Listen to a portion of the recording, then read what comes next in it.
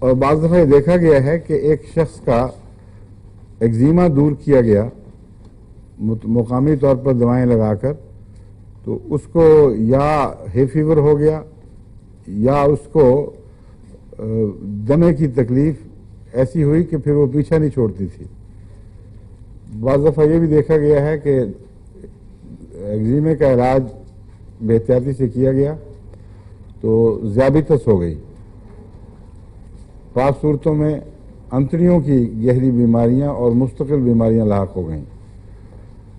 پھر یہ بھی الٹ بھی دیکھا ہے کہ انتڑیوں کا علاج کیا تو جلدی بیماری ظاہر ہو گئی۔ یوٹرس کا عورتوں کی اندرونی تکلیف ہے جو لمبے عرصے سے تنگ کر رہی ہے، اس کا علاج کیا تو جلدی ایک تکلیف ظاہر ہو گئی۔ بعض معاملات میں ذیابیطس کا علاج ہوا تو جلدی تکلیف واقع ہو گئی۔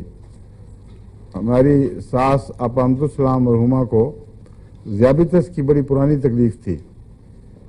ایک دفعہ ان کو انہوں نے کہا کہ میں تو تنگ آ گئی ہوں یہ دوائیاں کھا کھا کے، میرا باقاعدہ غور سے علاج کرو۔ چنانچہ وہ زیادہ ہی غور ہو گیا، ایسی صحیح دوا ملی کہ فوراً ذیابیطس دور اور بڑا سخت ایگزیما ظاہر ہو گیا۔ کراچی سے وہ کراچی میں ہوا کرتی تھی ان دنوں، مجھے فون آیا کہ بڑا سخت ایگزیما ہے۔ میں نے ان سے کہا کہ آپ کو پرانا کوئی بچپن میں ایگزیما ہوا کرتا تھا؟ اور یہ خیال اس لیے بھی زیادہ تقویت پا گیا کہ بی بی آصفہ کو بھی جلد کے سر کے پیچھے بڑا گہرا ایگزیما تھا، کوئی 7-8 سال کی عمر میں، جو پیچھا نہیں چھوڑتا تھا، تو گہری اینٹی بایوٹک دے کر ان کا ایگزیما ٹھیک کیا گیا تھا، اور اس کے بعد ان کو بھی ذیابیطس کی تکلیف ہو گئی تھی۔ تو آپس سے میں نے فون پہ بات کی، میں نے کہا آپ دیکھیں اس کا علاج نہ کرائیں، میں بعض دوائیں دیتا ہوں، کوشش کرتے ہیں، لیکن ان سے صبر نہیں ہوا اور ایلوپیتھک علاج کر کے ایگزیما ختم کر دیا گیا، اور دوبارہ ایگزیما ختم ہوتے ہی پھر ذیابیطس شروع، اور پھر زندگی تک ساتھ رہی ہے۔ بعض دفعہ یہ ہوتا ہے کہ ایک مریض جلد پر تکلیف کو برداشت نہیں کر سکتا، وہ کہتا ہے اچھا دفعہ ہو غائب ہو جائے، نظر نہ آئے ہمیں، اندر گلینڈ میں چلی جائے۔ وہ چونکہ ذیابیطس تکلیف نہیں زیادہ دیتی، ظاہری تکلیف نہیں دیتی، اس لیے لوگ یہ پسند کر لیتے ہیں کہ ذیابیطس کے ساتھ رہیں، لیکن جب پیچش میں تبدیل ہو تو بہت تکلیف دیتا ہے۔ جب دمے میں تبدیل ہو جائے تو دمے کا مریض تو یہ پسند کرے گا کہ ایگزیما ہو جائے بجائے اس کے کہ اس کو دمہ لاحق ہو۔ اس لیے سورا کی دوائی تلاش کرنی بہت ضروری ہے۔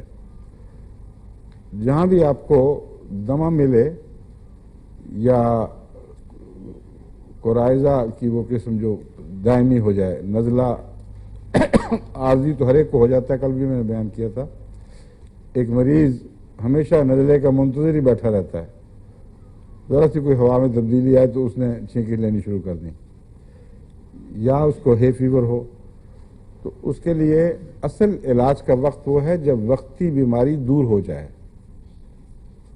بہترین وقت وہ ہوا کرتا ہے، کیونکہ نزلے کے دوران اس کے سورا کی کوئی علامت آپ کو معلوم نہیں ہوگی۔ نزلے کے دوران نزلے کی اپنی علامتیں اس کی بنیادی علامتوں کو دبا لیتی ہیں، اور نزلے کے وقت عموماً ان جراثیم یا وائرسز کی علامتیں زیادہ اثر دکھاتی ہیں جو اس وقتی نزلے کے ذمہ دار ہیں۔ اس لیے اس وقت آپ کو مریض کی دائمی علامتیں تلاش کرنا مشکل ہوگا۔ اس کا ایک ہی علاج ہے کہ جب اس کو شفا ملے فوراً اس کے سورا کی تلاش شروع کریں۔ سورا کا لفظ آپ ہومیوپیتھی کتابوں میں پڑھیں گے، اسی طرح سائیکوسس کا پڑھیں گے اور سفلس وغیرہ کا۔ اس سے مراد یہ نہیں ہے کہ وقتی طور پر اس کو جذام ہے یا کوئی اور اندرونی گہری بیماری ہے۔ یہ اصطلاحیں ہیں 3 بنیادی بیماریوں سے تعلق رکھنے والی، وہ بیماریاں جن کا کوڑھ سے اور جلدی امراض سے تعلق ہو ان کو سورا کہا جاتا ہے۔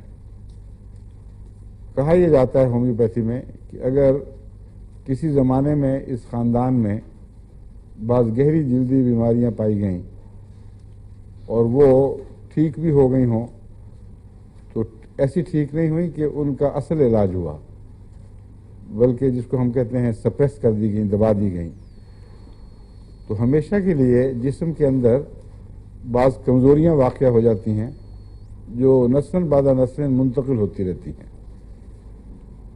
ان کمزوریوں کی تلاش اور پہچان مزمن مریضوں یعنی مستقل دائمی مریضوں کے لیے شفا کی خاطر ضروری ہے، ورنہ عارضی طور پر آپ علاج کرتے رہیں گے مستقل شفا نہیں دے سکتے. بس سورا کا تعلق ہے فیور سے بہت گہرا ہے، اور سورا میں جو بڑی بڑی دوائیں ہیں ان میں ایک سورائنم بھی ہے، بہت سی دوائیں ہیں، سلیشیا بھی ہے، سورائنم بھی ہے اور میزریم بھی ہے.